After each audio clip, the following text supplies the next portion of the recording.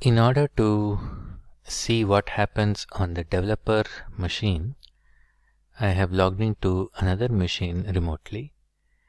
So we can see first of all that once he is on his GitHub account, there's a small notification here. Clicking that will take me to an invitation which says, basically it's asking me to join the repository which I just created. A same invitation would have also been sent to his email, and he could accept the request even from that mail. He would eventually end up on the same page. So I'll just go ahead and accept it. Without accepting this, I will not have any rights to push my changes onto this repository. And moreover, given the fact that it is a private repository, it won't even be visible for me in the first place. So I'll go ahead and click on accept invitation.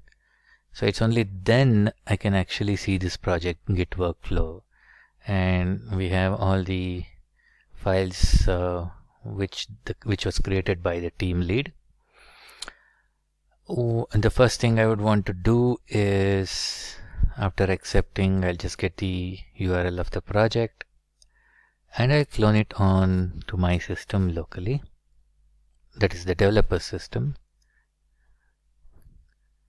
I'll choose some repository and I'll just select as the destination and I'll click on open. And the moment I click a .cs file, we need to see the chash devkit extension startup, and soon we'll see a solution explorer here. Oh, it's there on the top. Maybe the developer might have rearranged it. So either ways, we will just collapse this and go to the actual solution explorer here and just ensure we have this project running here. Now sometimes you might have more than two options here depending upon which version of the devkit you are using. So all you have to do either ways is to look for the option called run project associated with this file. And I did get the hello world output here, so we are good to go. What I would like to do now is to collapse this section. Remember, the developer was given an instruction to start his work. So basically he's working on some feature X and he wanted to create a branch in the same name. So for that, let me just close these terminals here. Maybe I'll do this and open a new terminal.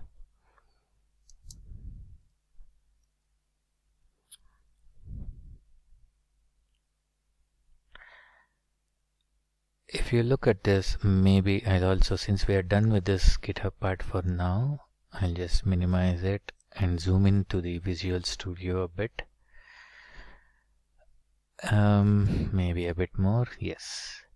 If you can see here, we are currently on the main branch. What I would want to first do is to start my work always on a new branch, not on the main. So every developer would start his work on a new branch. So I'll say git checkout -b, and I'll maybe call it as feature X itself. So basically git checkout is used to check out a particular branch, but in this case we know that it is not even created right now. So I would use the -b flag, which will just make sure it would actually create the branch if it does not exist. Git checkout -b feature X. It did create that branch and it switched to that branch, which you can also see here at the bottom. So now let's say as part of the operations that the developer has to do, he will start doing it on the feature branch itself. So let's assume my first change would be to go ahead and add a new class in this project. A new class, and I'll probably call it X since I am planning to implement the feature X. And I'll close this Solution Explorer. And maybe, I'll also plan to do other stuff here. So I'll save this so far, and I'll then do a git add. This is something we'll have to do every time we add a new file or files. And you can say dot and add all the files which were newly created into the staging area of our Git, and then initially go ahead and commit it into my local repository with this command, and I'll say X added.